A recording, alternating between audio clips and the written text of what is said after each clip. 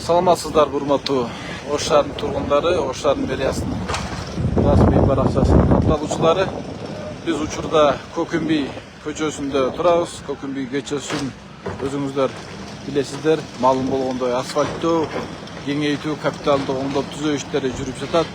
Анын алкагында жолдун жээгиндеги жолду кеңейтүү иштерине тоскоолдук болгон бир катар курулуштар, турак үйлөр, коммерциялык багыттагы имараттар бузулуп алынып жатат. Учурда тиешелүү кызматтар муниципалдык менчик башкармалыгы өзүнө бекитилген жумушту алып баруу иштерин жүргүзүп жатат. Көкүмбүй көчөсүндө билесиздер, бул жерде жолдун жээгине чейин чыгып кеткен, кен планга ылайык чыгып курулмаларды, ар кандай курулуштарды куруп алган турак жайлар, коммерциялык багыттагы имараттар, ошондой эле сарайлар, тосмолор бүт баары алынып жатат. Булар менен Ош шаарынын мэри Жеңишбек Шерматович үй ээлери менен, коро ээлери менен, жеке тараптар менен бүт сүйлөшүүлөрдү жүргүзүп, ордун атайын компенсация менен толуктап, керектүү жерди бошотуп берүүсүн макулдашкан. Ага ылайык мына азыркы тапта бул жерде снос иштери жүрүп жатат. Андан сырткары дагы бир шаар мэринин Жеңишбек Шерматовичтин тапшырмасы бар. Анда шаардагы дарыялардын, каналдардын жээктери, корук зонасы мыйзамда көрсөтүлгөн тартипке ылайык бүт ачылып, курулуштар, ал жерге түшүп калган курулуштарды алып салуу тапшырмасын берген. Анын негизинде Кайырма каналы, Увам каналы, Акбура дарыясынын жээгинде, ошондой эле шаардын ичиндеги бир катар дарыяларда, жээктеринде жайгашкан курулмалардын баары алынып, четинен тазаланып келе жатат. Ал эми мына Көкүмбүй көчөсүндө дагы аралап өткөн канал бар. Анын дагы жээгине ар кандай жеке турак үйлөр, коммерциялык багыттагы жайлар курулуп калган.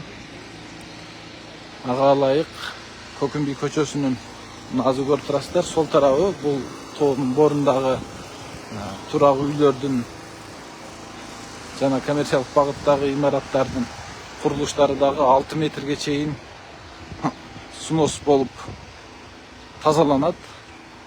Мына бул жактан келген канал бар. Бул канал кайра келип агып бул тараптан мына көрүп атасыздар, канал Көкүмбүйдүн жээгин бойлой кеткен. Учурда каналдын оң тарабындагы мыйзамсыз курулуштар, ар кандай курулмалар, тосмолордун бүт баары алынып, бул жерлер көрүп атасыздар, тазаланган, четинен тазаланып, жолдун кеңейтилишине кошумча ачылып жатат. Ал эми бул жактагы курулмаларды көрүп атасыздар. Булардын баарына эскертүүлөр берилген. 6 метрге чейин корук зонасы, каналдын жээги ачылат.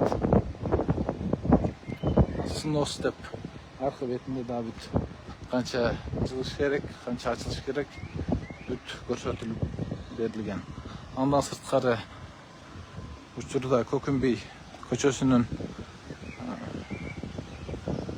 негизги бөлүгү асфальтталып бүттү. Ал эми бул тарабында дагы учурда снос иштери жүрүп атат.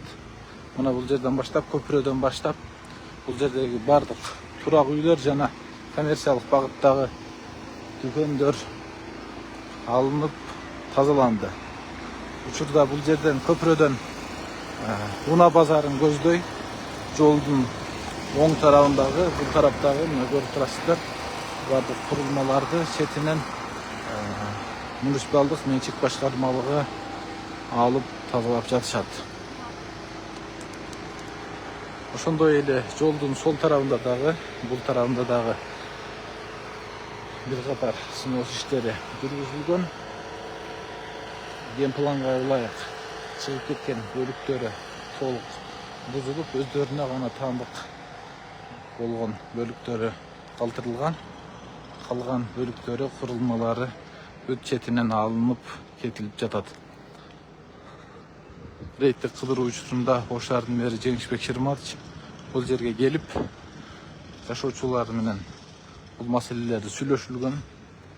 Үйлөрү бузула турган болсо, коммерциялык багыттагы жерлери бузула турган болсо, аларды сүйлөшүү жолу менен ордуна компенсация берип, жалпы элдин пайдалануусу үчүн жолду ачык кеңейтип берүүгө макулдугуңуздарды бериңиздер деп сүйлөшкөн. Жашоочулар дагы туура түшүнүү менен макулдугун берип, мына учурда жумуштар жүрүп тазаланып жатат өздөрүнүн ээлеринин макулдугу менен.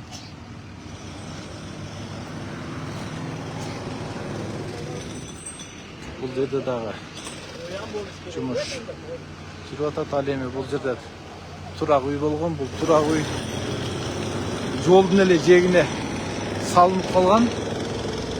Көрөсүздөр, тротуарга дагы жол калган эмес, адам басканга дагы мүмкүн эмес деңгээлде жолго жакын чыгып кеткен. Бул үйдүн ээси дагы өзүнүн макулдугун берип, үйүн азыр бузуп, четинен курулуш материалдарын керектүүсүн алып жатышат. Ал эми бул жакта дагы атайын техникалар жана муниципалдык менчик башкармалыгынын кызматкерлери ошол мүлкелерине жардам берип, керектүү буюм тайымдарын алып чыгууга көмөктөшүп жатышат.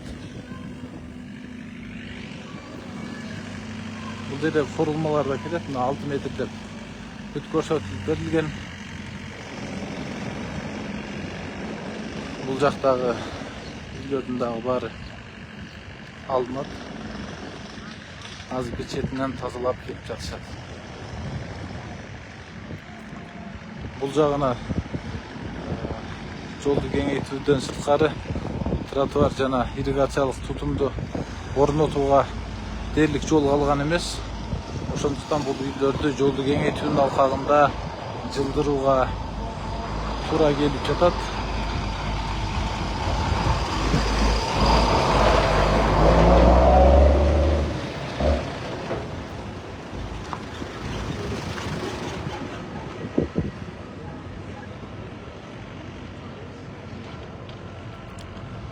Бул тараптары толук жолду кеңейтүү үчүн бузулуп алынып тазаланган. Азыр курулуш калдыктарын, курулуштан чыккан ошол бузулгандан чыккан бардык таштандыларды, могул бетон калдыктарын, кирпичтерди, ар кандай керексиз уюм тайымдарды атайын техникалардын жардамы менен ташып чыгаруу уюштурулуп, азыр жумуш башталды.